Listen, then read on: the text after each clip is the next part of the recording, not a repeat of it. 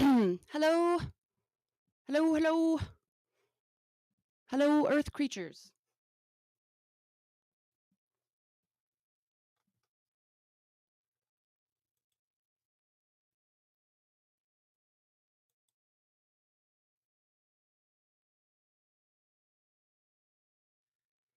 Let's try my mic again, see if we have sound from this.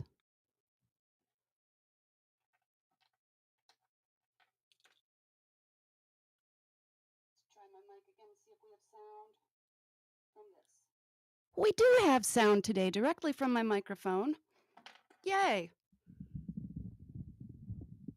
So, the trick is to just get it at a good place.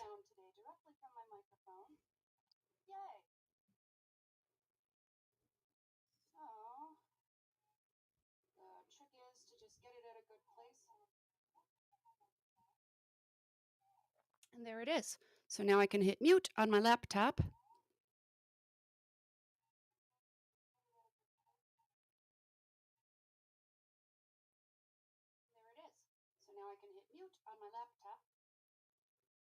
Okay. Hello, and welcome to Midweek Midday Story Time with Jenny, the traveler. Whatever, whoever. I didn't see any votes in advance on what we'd like to hear today. So I am going to run with, I think I'm going to stick with Tennyson for a little while because I really enjoy poetic reading, rhyming, all that stuff. And this is beautiful. So why not? Yeah? Yeah.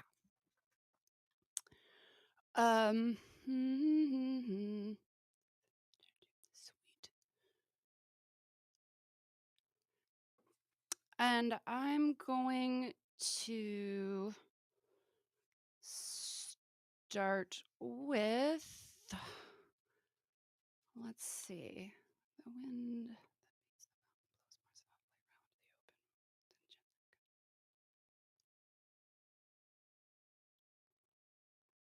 I'm just going to go in order for a while. I'm on page 33. That's a fine place to start. And the first verse is titled Margaret. O sweet pale Margaret, O rare pale Margaret, what lit your eyes with tearful power, like moonlight on a falling shower? Who lent you, love, your mortal dower of pensive thought and aspect pale, your melancholy sweet and frail as perfume of the cuckoo flower? From the westward winding flood, from the evening lighted wood, from all things outward you have won a tearful grace as though you stood between the rainbow and the sun. The very smile before you speak that dimples your transparent cheek encircles all the heart and feedeth the senses with a still delight of dainty sorrow without sound, like the tender amber round, which the moon about her spreadeth, moving through a fleecy night. You love, remaining peacefully to hear the murmur of the strife, but enter not the toil of life. Your spirit is the calmed sea laid by the tumult of the fight. You are the evening star alway, remaining betwixt dark and bright, lulled echoes of laborious day. Come to you, gleams of mellow light float by you on the verge of night. What can it matter, Margaret? What songs below the waning stars, the lion heart, Plantagenet, sang looking through his prison bars. Exquisite Margaret, who can tell the last wild thoughts of Chatelet? Just ere the falling axe did part, the burning brain from the tree heart, even in her sight he loved so well. A fairy shield your genius made and gave you on your natal day. Your sorrow, only sorrow's shade, keeps real sorrow far away. You move not in such solitudes, you are not less divine, but more human in your moods than your twin sister Adeline. Your hair is darker, and your eyes, touched with a somewhat darker hue, and less aerially blue, but ever trembling through the dew of dainty, woeful sympathies. O sweet pale Margaret, O rare pale Margaret, come down, and hear me speak. Tie up the ringlets on your cheek. The sun is just about to set. The arcing limes are tall and shady, and faint rainy lights are seen, moving in the levee beach. Rise from the feast of sorrow, lady, where all day long you sit between joy and woe, and whisper each, or only look across the lawn, look out below your bower eaves, look down and let your blue eyes dawn upon me through the jasmine leaves. The blackbird. Just this morning, we had quite a flock of blackbirds out in my yard. It's a beautiful day, so that's a good place to continue. O blackbird, sing me something well, while all the neighbors shoot thee round. I keep smooth plats of fruitful ground, where thou mayest warble, eat and dwell. The espaliers and the standards all are thine, the range of lawn and park. The unnetted black hearts ripe and dark, all thine against the garden wall. Yet though I spared thee all the spring, thy sole delight is sitting still, with that cold dagger of thy bill, to fret the summer genneting. A golden bill, the silver tongue, cold February loved is dry. Plenty corrupts the melody that made thee famous once when young. And in the sultry garden squares, now thy flute notes are changed to coarse. I hear thee not at all or hoarse, as when a hawker hawks his wares. Take warning, he that will not sing, while yon sun prospers in the blue, shall sing for want ere leaves are new, caught in the frozen palms of spring. Ah, divine. Hello, Tony. Hello, my Cherie. Cherie, let me put you blue.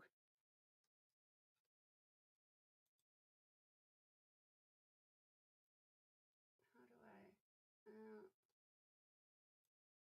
There it is.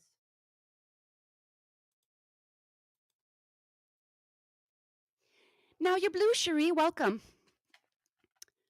Continuing on, the death of the old year. Full knee deep lies the winter snow, and the winter winds are wearing sighing. Toll ye the church bell, sad and slow, and tread softly and speak low, for the old year lies a dying. Old year, you must not die, you came to us so readily, you lived with us so steadily. Old year, you shall not die. He lieth still, he doth not move, he will not see the dawn of day. He hath no other life above. He gave me a friend and a true, true love, and the new year will take him away. Old year, you must not go, so long as you have been with us. Such joy as you have seen with us, old year, you shall not go. He frothed his bumpers to the brim, a jollier year we shall not see. But though his eyes are waxing dim, and though his foes speak ill of him, he was a friend to me. Old year, you shall not die. We did so laugh and cry with you. I've half a mind to die with you, old year, if you must die. He was full of joke and jest, but all his merry quips are over. To see him die across the waste, his son and heir doth ride post haste, but he'll be dead before every one of his own. The night is starry and cold, my friend, and the new year blithe and bold, my friend, come up to take his own. How hard he breathes over the snow. I heard just now the crowing cock, the shadows flicker to and fro, the cricket chirps, the light burns low. 'Tis nearly 12 o'clock. Shake hands before you die. Old year will dearly rue for you. What is it we can do for you? Speak out before you die. His face is growing sharp and thin. Alack, our friend is gone. Close up his eyes, tie up his chin. Step from the corpse and let him in, that standeth there alone, and waiteth at the door. There's a new foot on the floor, my friend, and a new face at the door, my friend, a new face at the door. Ah, I love that. Love it. Okay. So, let's see. The next in order is 2JS, and then the goose. And the goose has been coming up just so much that I think it wise that I continue and read through there. I don't know why the goose comes up. It comes up in my personal understanding and path all the time. I've got this theory I've been concocting about Ryan Gosling, which is very funny because Gosling is a baby goose. Well, it's funny to me anyway, because I'm weird. Let's have a sip of tea.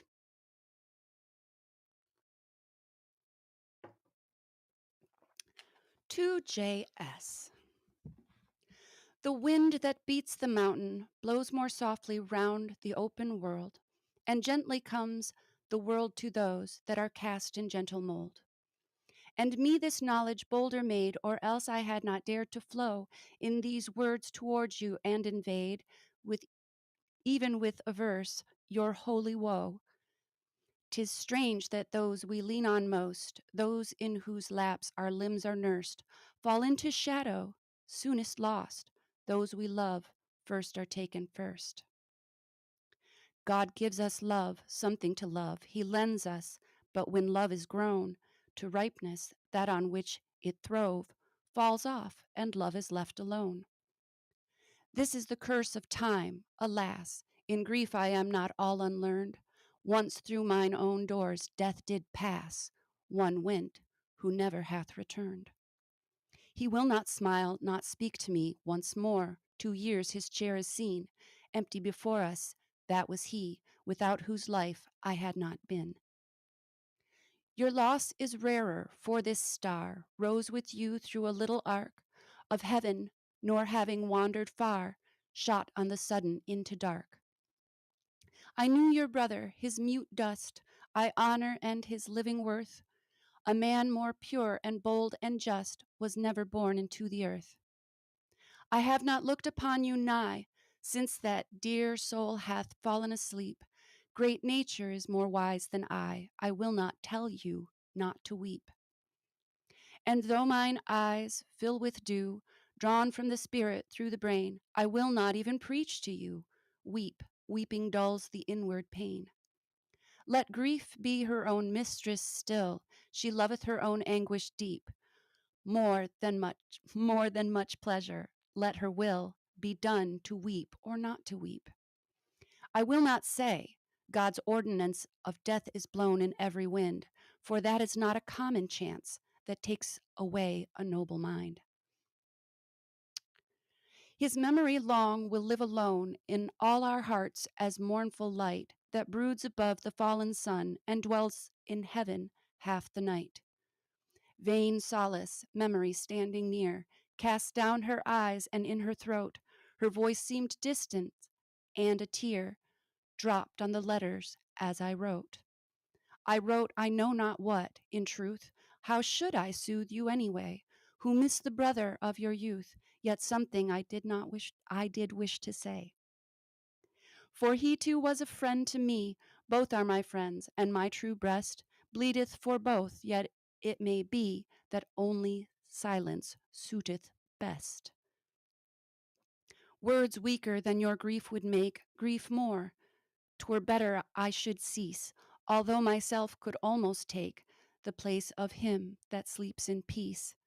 Sleep sweetly, tender heart, in peace. Sleep, Holy Spirit, blessed soul, while the stars burn, the moons increase, and the great ages onward roll. Sleep till the end, true soul and sweet. Nothing comes to thee new or strange. Sleep full of rest from head to feet. Lie still, dry dust, secure of change. You ask me why, though ill at ease, within this region I subsist, whose spirits falter in the mist and languish for the purple seas?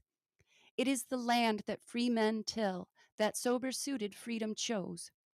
The land where, girt with friends or foes, a man may speak the things he will. A land of settled government, a land of just and old renown, where freedom broadens slowly down from precedent to precedent, where faction seldom gathers head, but by degrees to fullness wrought, the strength of some diffusive thought hath time and space to work and spread. Should banded unions persecute opinion and induce a time when single thought is civil crime and individual freedom mute? Though power should make from land to land the name of Britain trebly great, though every channel of the state should almost choke with golden sand, yet waft me from the harbor mouth, wild wind, I seek a warmer sky, and I will see before I die the palms and temples of the South. Of old sat freedom on the heights, the thunders breaking at her feet. Above her shook the starry lights, she heard the torrents meet. There in her place she did rejoice, self gathered in her prophet mind, but fragments of her mighty voice came rolling on the wind. Then stepped she down through town and field to mingle with the human race, and part by part to men revealed the fullness of her face. Grave mother of majestic works, from her aisle altar gazing down, who godlike grasps the triple forks and kinglike wears the crown. Her open eyes desire the truth, the wisdom of 1,000 years is in them. May perpetual youth keep dry their light from tears. That her fair form may stand and shine, make bright our days and light our dreams, turning to scorn with lips divine the falsehood of extremes. Snap, this is beautiful. Love thou thy land with love far brought from out the storied past, and used within the present but transfused through future time by power of thought. True love turned round on fixed poles, love that endures not sordid ends, for English nature's freemen friends, thy brothers and immortal souls. But pamper not a hasty time, nor feed with crude imaginings the herd, wild hearts, and feeble wings that every sophister can lime. Deliver not the tasks of might to weakness, neither hide the ray from those not blind who wait for day, those sitting girt with doubtful light. Make knowledge circle with the winds, but let her herald reverence fly before her to whatever sky bear seed of men and growth of minds. Watch that main currents draw the years, cut prejudice against the grain, but gentle words are always gain. Regard the weakness of thy peers. Nor toil for title, place, or touch, of pension neither count or on praise. It grows to garden after days, nor deal in watchwords overmuch. Not clinging to some ancient saw, not mastered by some modern term, not swift nor slow to change, but firm, and in its season bring the law. That from discussion lips may fall with life that working strongly binds, set in all lights by many minds, to close the interest of all. For nature also, cold and warm, and moist and dry, devising long, through many agents making strong, nature's the individual form. Meet is it changes should control our being, lest we rust in ease. We all are changed by still degrees, all but the basis of the soul. So let the change which comes be free, to improve itself with that which flies, and work a joint of state that plies its office moved with sympathy. A saying hard to shape in act, for all the past of time reveals, a bridal dawn of thunder peals, wherever thought hath wedded fact. Even now we hear with inward strife, emotion toiling in the gloom, the spirit of the years to come, yearning to mix himself with life. A slow developed strength awaits, completion in a painful school, phantoms of other forms of rule, new majesties of mighty states. The warders of the growing hour, but vague in vapor, hard to mark, and round them sea and air are dark with great contrivances of power. Of many changes aptly joined is bodied forth the second whole, regard gradation, lest the soul of discord race the rising wind. A wind to puff your foul, your idle fires, and heap their ashes on the head, to shame the boast so often made that we are wiser than our sires. Oh, yet if nature's evil star drive men in manhood, as in youth, to follow flying steps of truth across the brazen bridge of war, If new and old, disastrous feud may ever shock like armored foes, and this be true till time shall close, that principles are reigned in blood. Not yet the wise of heart would cease to hold his hope through shame and guilt, but with his hand against the hilt would pace the troubled land like peace. Not less though dogs of faction bay would serve his kind in deed and word, certain if knowledge bring the sword, that knowledge takes the sword away. Would love the gleams of good that broke from either side, nor veil his eyes, and if some dreadful need should rise, would strike and firmly and one stroke. Tomorrow, yet would reap today, as we bear blossoms of the dead, earn well the thrifty months, nor wed, raw haste, half sister to delay. Sippy of the tea. Hello, Mojo Shop. One love to you as well, and blessed day. I did manage to fix the microphone. I had some settings that must have changed when I did some maintenance to my computer. I am such a noob. And here we are at the goose. The goose. I knew an old wife, lean and poor, her rags scarce held together. There strode a stranger to the door, and it was windy weather. He held a goose upon his arm, he uttered rhyme and reason. Here, take the goose and keep you warm, it is a stormy season. She caught the white goose by the leg, a goose. 'Twas no great matter. The goose let fall a golden egg, with cackle and with clatter. She dropped the goose and caught the pelf, and ran to tell her neighbors, and blessed herself and cursed herself, and rested from her labors, and feeding high and living soft, grew plump and able-bodied, until the grave church warden doffed, the person smirked and nodded. So sitting, served by man and maid, she felt her heart grow prouder, but the more the white goose laid, it clacked and cackled louder. It cluttered here, it chuckled there, it stirred the old wife's mettle. She shifted in her elbow chair, and hurled the pan and kettle. A quinsy choke thy cursed note, then waxed her anger stronger. Go take the goose and wring the throat, I will not bear it longer. Then yelped the cur and yowled the cat. Ran Gaffer, stumbled Gammer. The goose flew this way and flew that, and filled the house with clamor. As head and heels upon the floor, they floundered all together. There strode a stranger to the door, and it was windy weather. He took the goose upon his arm, he uttered words of scorning.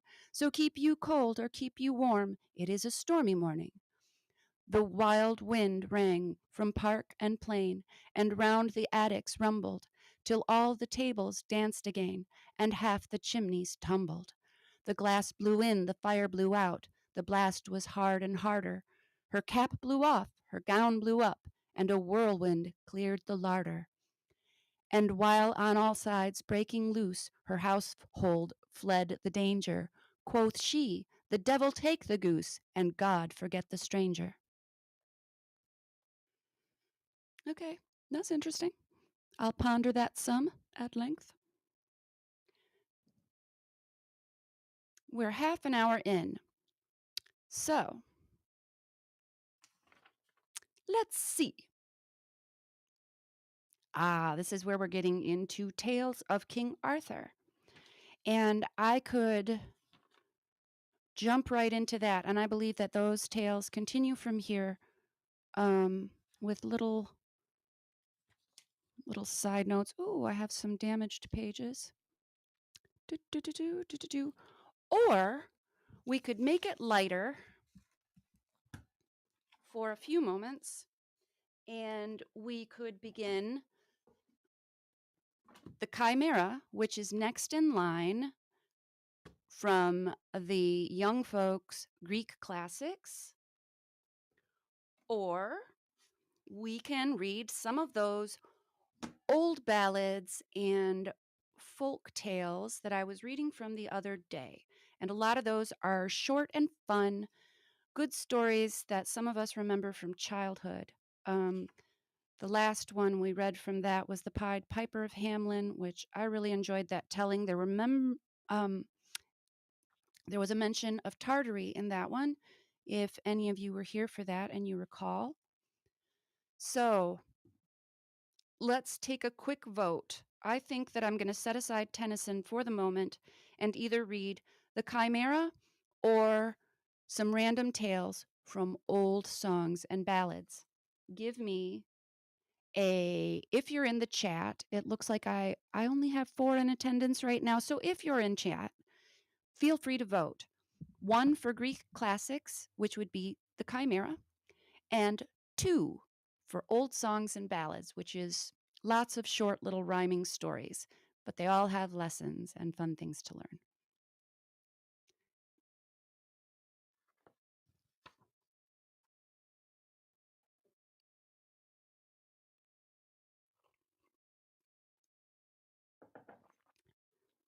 We have 2 votes for 2 short stories, old ballads. All right, 3 is a consensus because we only have 4 watching. Thanks, all. Let's see what we find today in old songs and ballads. That means I can set this one aside. Do, do, do.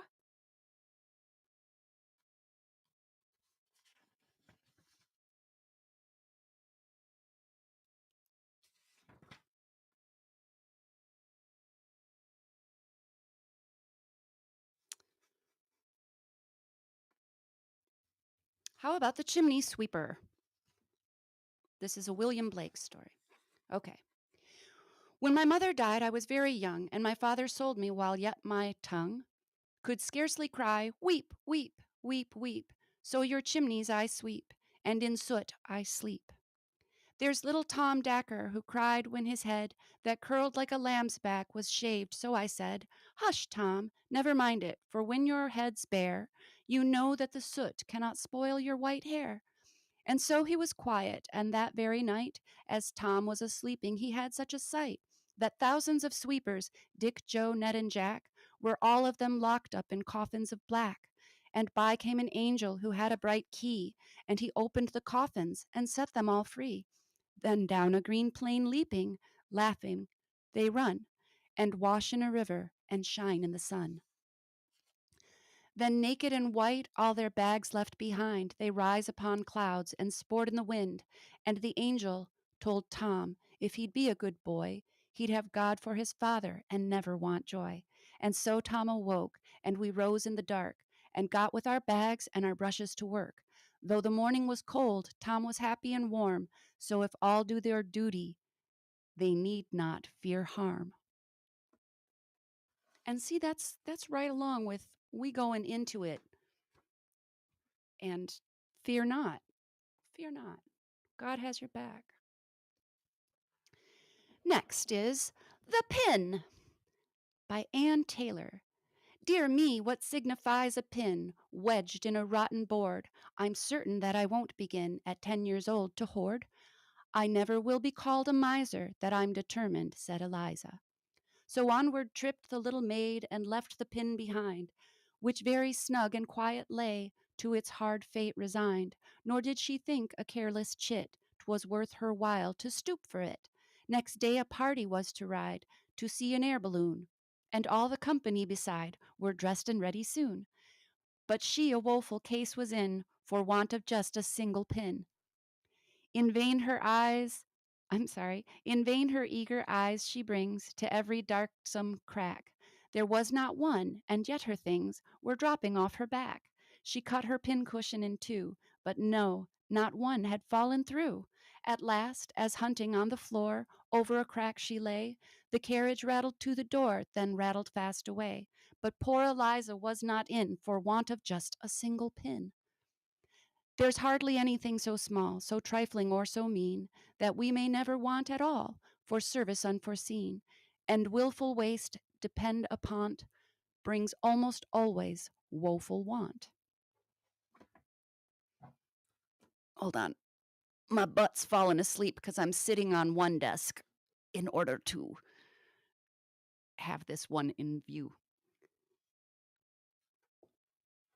I bought this thing when my dresser broke, but part of the purpose in buying it is that I can stand up to do some reading and use the computer and move my legs and not get,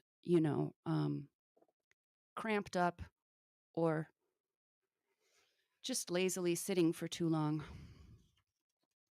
Okay, next is Meddlesome Maddie. It's very short. So let's just read it and continue on. These are fun.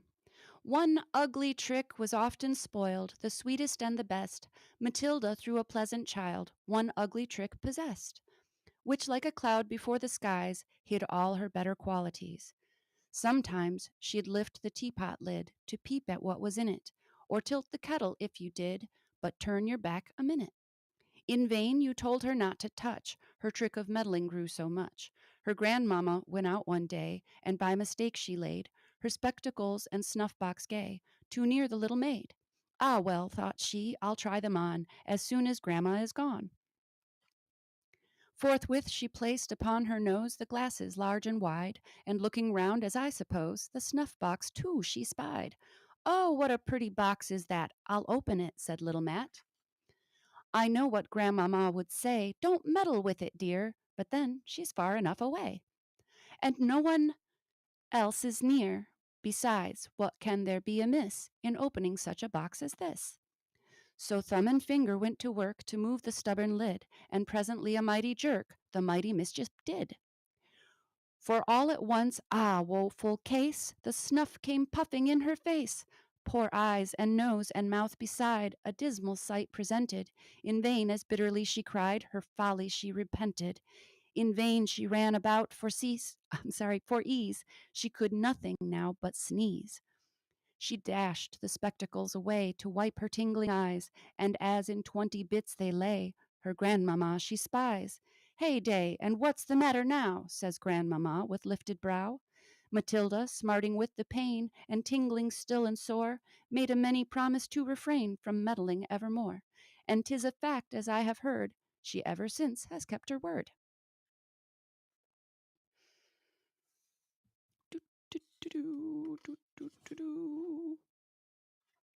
Continuing in order, the next one is Meg Merrilies by John Keats. Old Meg, she was a gypsy, and lived upon the moors. Her bed it was that brown heath turf, and her house was out of doors. Her apples were swart black berries, her currants pods o' broom. Her wine was dew of the wild white rose, her book a churchyard tomb.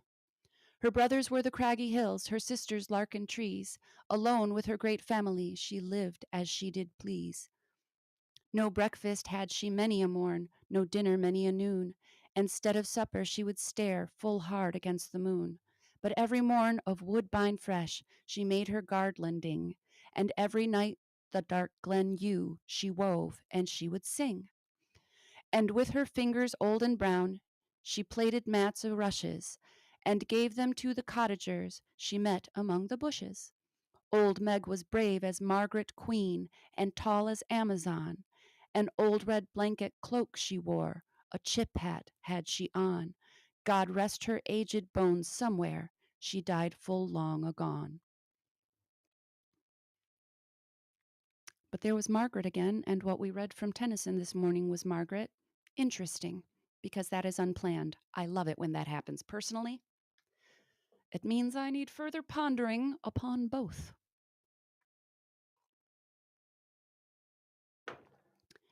Okay, enjoy, my cherie. Thank you for stopping by. Much love, sister.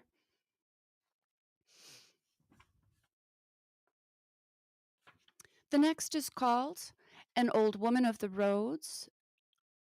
Padraic Colum is the name of the author. Oh, to have a little house, to own the hearth and stool and all, the heaped up sods upon the fire, the pile of turf against the wall. To have a clock with weights and chains and pendulum swinging up and down, a dresser filled with shining delf, speckled and white and blue and brown. I could be busy all the day, clearing and sweeping hearth and floor, and fixing on their shelf again my white and blue and speckled store. I could be quiet there at night beside the fire and by myself, sure of a bed and loth to leave the tickling clock and the shining delph. Ouch, but I'm weary of mist and dark, and roads where there's never a house or bush, and tired I am of bog and road, and the crying wind and the lonesome hush. And I am praying to God on high, and I am praying him night and day, for a little house, a house of my own, out of the winds and the rain's way. That one's nice. And true for lots of us, we're looking for our home. Looking for our home. What is next?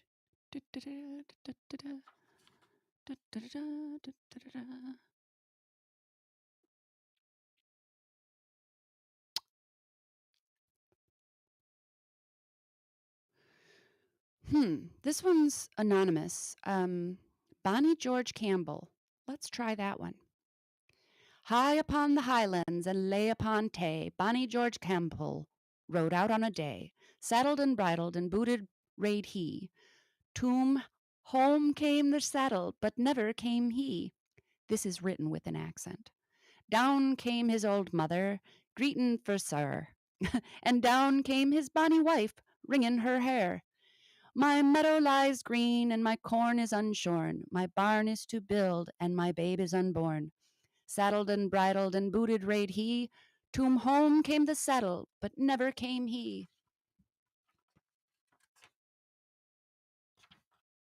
That's the end of that one. So short.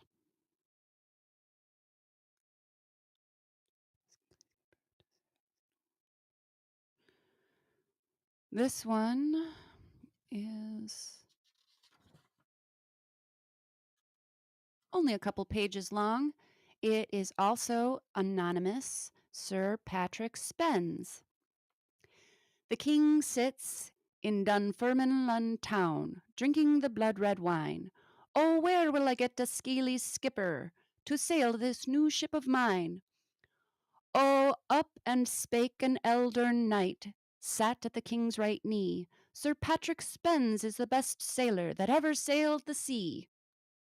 Our king has written a braid letter, and sealed it with his hand, and sent it to Sir Patrick Spens, was walking on the strand.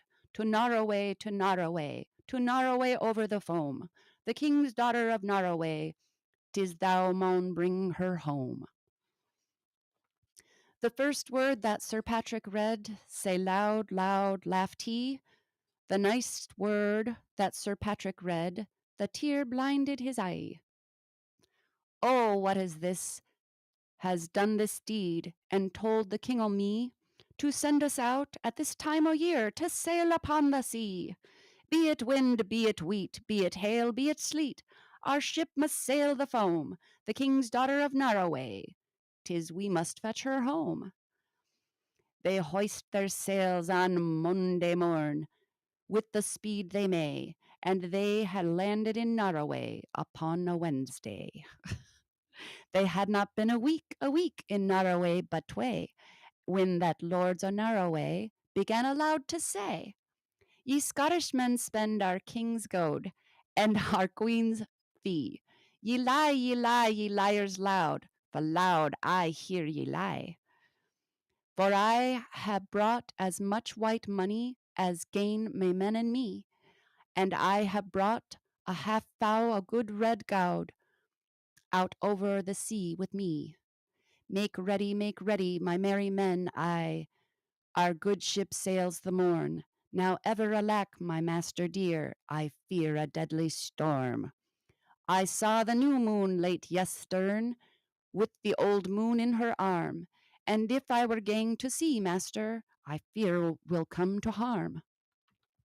They had not sailed a league, but barely 3, when the lift grew dark and the wind blew loud and gurly grew the sea.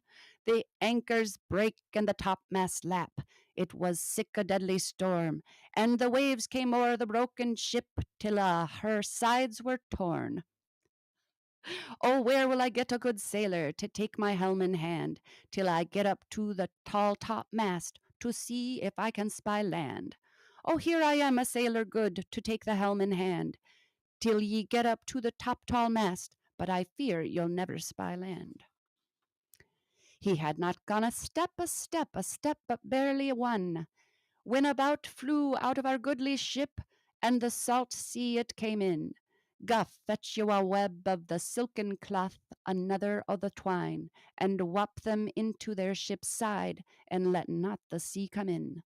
They fetched a web of the silken cloth, another o' the twine, and they wrapped them round that good ship's side, but still the sea came on. Oh, laith, laith were the good Scots lords to wet their cork-heeled shoon, but long ere a play was played, they wet their hats aboon. And many was the feathered bed that floated on the foam, and many was the good Lord's son that never more came home. The ladies wrang their fingers white, the maidens tore their hair. Ah, for the sake of their true loves, for them they'll sail nae mair.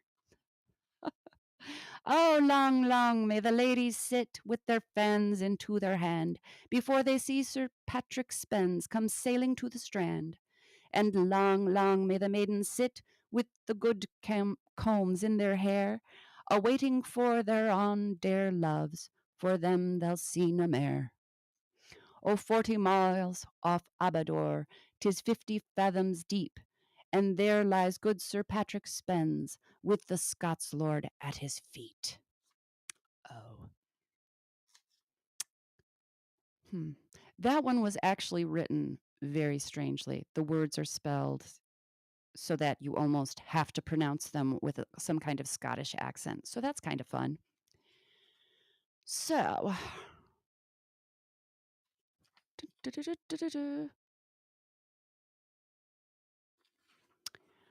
Bonnie Barbara Allen is also another old ballad with no known author listed. It was in and about the Martinmas time, when the green leaves were a-falling, that Sir John Grome, the West Country, fell in love with Barbara Allen. He sent his man down through the town to the place where she was dwelling.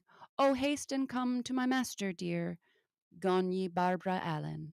Oh, hooly, hooly rose she up to the place where he was lying, and when she drew the curtains by, young man, I think you're dying.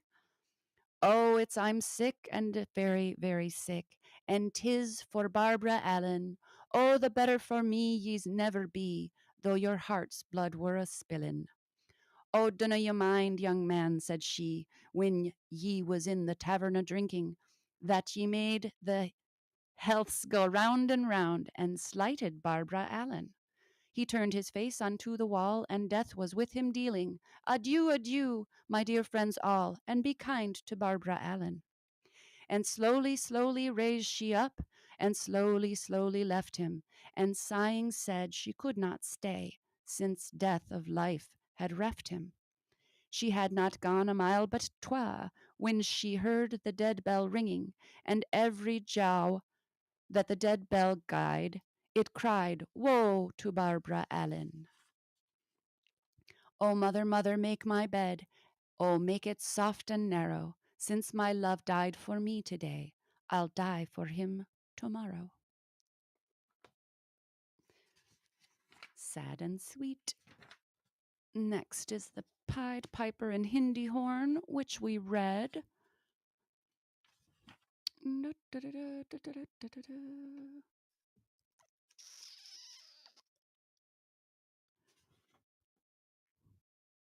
This one is by Robert Southey, God's Judgment on a Wicked Bishop.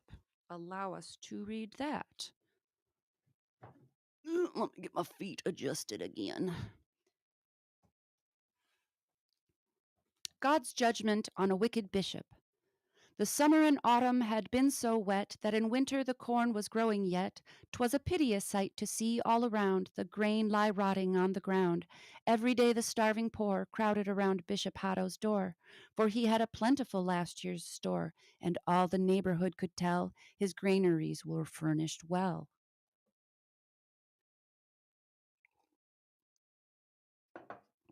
At last Bishop Hatto appointed a day to quiet the poor without delay.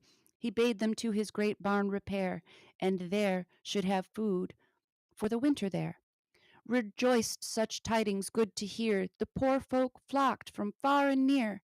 The great barn was full as it could hold of women and children, and young and old. Then when he saw it could hold no more, Bishop Hatto, he made fast the door, and while for mercy on Christ they call, he set fire to the barn and burned them all. "I faith, 'tis an excellent bonfire," quoth he, "and the country is greatly obliged to me for ridding it in these times forlorn of rats that only consume the corn."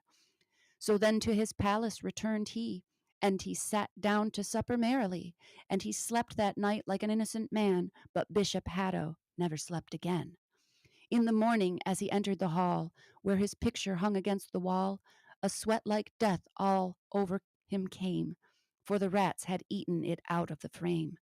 As he looked, there came a man from his farm. He had a countenance white with alarm. "My lord, I opened your granaries this morn, and the rats had eaten all your corn." Another came running presently, and he was pale as pale could be. "Fly, my bishop, fly, my lord bishop, fly," quoth he. "10,000 rats are coming this way. The Lord forgive you for yesterday." "I'll go to my tower in the Rhine," replied he. "'Tis the safest place in Germany. The walls are high, and the shores are steep, and the tide is strong, and the water deep." Bishop Hatto fearfully hastened away, and he crossed the Rhine without delay, and reached his tower, and barred with care all the windows and doors and loopholes there. He laid him down and closed his eyes, but soon a scream made him arise. He started, and saw 2 eyes of flame on his pillow from whence the screaming came. He listened and looked. It was only the cat, but the bishop he grew more fearful for that. For she sat screaming, mad with fear, at the army of rats that were drawing near.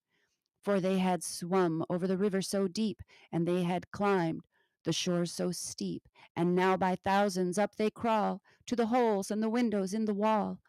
Down on his knees the bishop fell, and faster his beads did he tell, as louder and louder, drawing near, the saw of their teeth without he could hear. And in at the windows, and in at the door, and through the walls by thousands they pour, and down from the ceiling and up through the floor, from the right and from the left, from behind and from before, from within and without, from above and below, and all at once to the bishop they go. And they have whetted their teeth against the stones, and now they pick the bishop's bones. They gnawed the flesh from every limb, for they were sent to do judgment on him. Bam. Good one.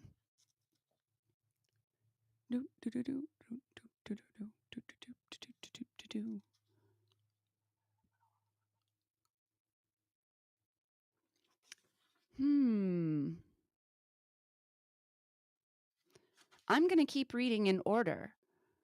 The next one is called the Inch Cape Rock. I don't recall ever hearing this one at all. No stir in the air, no stir in the sea. The ship was still as she could be. Her sails from heaven received no motion. Her keel was steady in the ocean. Without either sign or sound of their shock, the waves flowed over the Inchcape Rock. So little they rose, so little they fell. They did not move the Inchcape Bell. The abbot of Aberbrothok had placed that bell on Inchcape Rock. On a buoy in the storm it floated and swung, and over the waves its warning rung. When the rock was hid by the surge's swell, the mariners heard the warning bell, and then they knew the perilous rock, and blessed the abbot of Aberbrothok. The sun in heaven was shining gay. All things were joyful on that day. The seabirds screamed as they wheeled around, and there was joyance in their sound. The buoy of the Inchcape Bell was seen, a dark speck on the ocean green. Sir Ralph the rover walked his deck, and he fixed his eye on the darker speck. He felt the cheering power of spring. It made him whistle, it made him sing. His heart was mirthful to excess, but the rover's mirth was wickedness. His eye was on the Inchcape float. Quoth he, "My men, put out the boat, and row me to the Inchcape Rock, and I'll plague the abbot of Aberbrothok." The boat is lowered, the boatmen row, and to the Inchcape Rock they go. Sir Ralph bent over from the boat, and he cut the bell from the Inchcape float. Down sunk the bell with a gurgling sound. The bubbles rose and burst around. Quoth Sir Ralph, the next who comes to the rock won't bless the abbot of Aberbrothok. Sir Ralph the rover sailed away.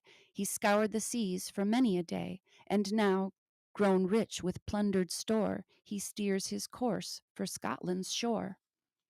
So thick a haze overspread the sky, they cannot see the sun on high. The wind hath blown a gale all day, at evening it hath died away. On the deck the rover takes his stand, so dark it is they see no land. Quoth Sir Ralph, it will be lighter soon, for there is the dawn of the rising moon. Canst hear, said one, the breakers roar? For methinks we should be near the shore. Now where we all are I cannot tell, but I wish I could hear the Inchcape bell. They hear no sound, the swell is strong, though the wind hath fallen, they drift along, till the vessel strikes with a shivering shock. Oh God, it is the Inchcape Rock! Sir Ralph the rover tore his hair, he cursed himself in his despair. The waves rushed in on every side, the ship is sinking beneath the tide. But even in his dying fear, one dreadful sound could the rover hear, a sound as if, with the Inchcape bell, the friends below were ringing his knell.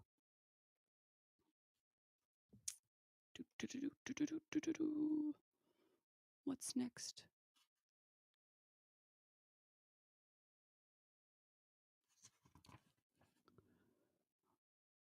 Wow. These are all great. I need a little sip, and I'm just going to keep going. We've been nearly an hour, but I'm enjoying my reading, so I'm going to continue to share it with you.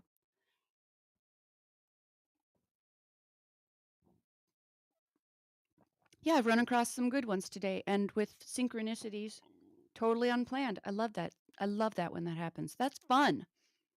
Okay, this one is A Story for a Child by Bayard Taylor. Little one, come to my knee. Hark how the rain is pouring over the roof in the pitch black night, and the wind in the woods a roaring. Hush, my darling, and listen, then pay for the story with kisses. Father was lost in the pitch black night, in just such a storm as this is. High up on the lonely mountains, where the wild men watched and waited, wolves in the forest and bears in the bush, and I on my path belated. The rain and the night together came down, and the wind came after, bending the props of the pine tree roof and snapping many a rafter. I crept along in the darkness, stunned and bruised and blinded, crept to a fir with thick-set boughs and a sheltering rock behind it. There from the blowing and raining, crouching I sought to hide me. Something rustled, two green eyes shone, and a wolf lay down beside me. Little one, be not frightened. I and the wolf together, side by side, through the long, long night, hid from the awful weather. His wet fur pressed against me, each of us warmed the other, each of us felt, in the stormy dark, that beast and man was brother. And when the falling forest no longer crashed in warning, each of us went from our hiding place, forth in the wild, wet morning. Darling, kiss me in payment. Hark, how the wind is roaring. Father's house is a better place when the stormy rain is pouring. That's just an interesting one. I like totally did not expect wolf lying with child. Hello, Mandela scriptural weirdness. Coming to you with no planning. Neat. Oh, yo. Catch the thread that God throws out. I think all these things happen because we're just meant to notice. We're meant to notice. You can deny that there's a higher power, something huge, huge, huge at work, or you can run with it. I'm a run with it. Like what? Awesome. Awesome. Neat, groovy, all those things. Next in order, and this will probably be the last one, is The Wreck of the Hesperus by Henry Wadsworth Longfellow. So I'll read this one and then I'm going to end it for today and go out and get some sunshine. It's a beautiful day here in Michigan, and I'm going to go trim some things. I was already out this morning picking some of the herbs that are still fresh and growing out there, and just then I can enjoy them all day in my bowl. So, the wreck of the Hesperus.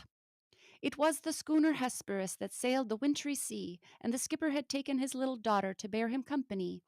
Blue were her eyes as the fairy flax, her cheeks like the dawn of day, and her bosom white as the hawthorn buds that ope in the month of May. The skipper he stood beside the helm, his pipe was in his mouth, and he watched how the veering flaw did blow, the smoke now west, now south. Then up and spake an old sailor, had sailed to the Spanish main. I pray thee put into yonder port, for I fear a hurricane. Last night the moon had a golden ring, and tonight no moon we see. The skipper he blew a whiff from his pipe, and a scornful laugh laughed he. Colder and colder blew the wind, a gale from the northeast. The snow fell hissing in the brine, and the billows frothed like yeast. Down came the storm and smote amain the vessel in its strength. She shuddered and paused like a frightened steed, then leaped her cable's length. Come hither, my little daughter, and do not tremble so, for I can weather the roughest gale that ever wind did blow.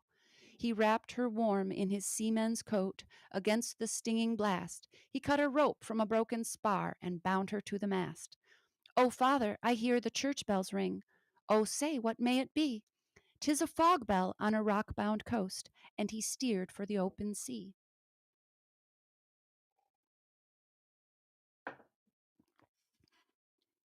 Oh, father, I hear the sound of guns. Oh, say, what may it be? Some ship in distress that cannot live in such an angry sea. Oh, father, I see a gleaming light. Oh, say, what may it be? But the father answered never a word. A frozen corpse was he. Lashed to the helm, all stiff and stark, with his face turned to the skies, the lantern gleamed through the gleaming snow on his fixed and glassy eyes. Then the maiden clasped her hands and prayed that saved she might be, and she thought of Christ, who stilled the waves on the lake of Galilee. And fast through the midnight dark and drear, through the whistling sleet and snow, like a sheeted ghost, the vessel swept towards the reef of Norman's Woe. And ever the fitful gusts between, a sound came from the land. It was the sound of the trampling surf on the rocks and the hard sea sand. The breakers were right beneath her bows. She drifted a dreary wreck, and a whooping billow swept the crew like icicles from her deck. She struck where the white and fleecy waves looked soft as carded wool, but the cruel rocks they gored her side like the horns of an angry bull. Her rattling shrouds all sheathed in ice, like the masts went by the board. Like a vessel of glass, she stove and sank. Ho, ho, the breakers roared.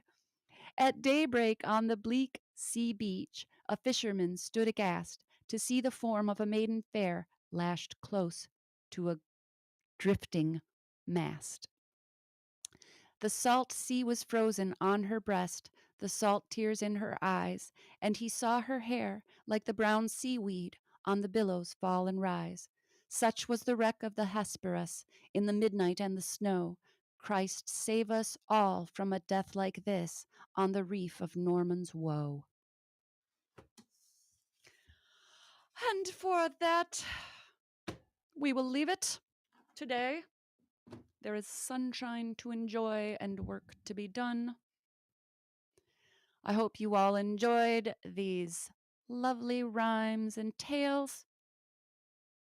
Today I had a visit from Tony's Coffee House, My Cherie, Anolani, Mojo Shop. Thank you again, my brother.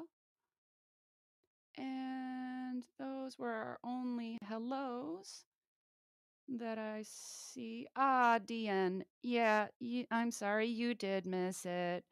But they're good tales. We began with some more Tennyson, and then we moved into old songs and ballads from the young folks shelf of books.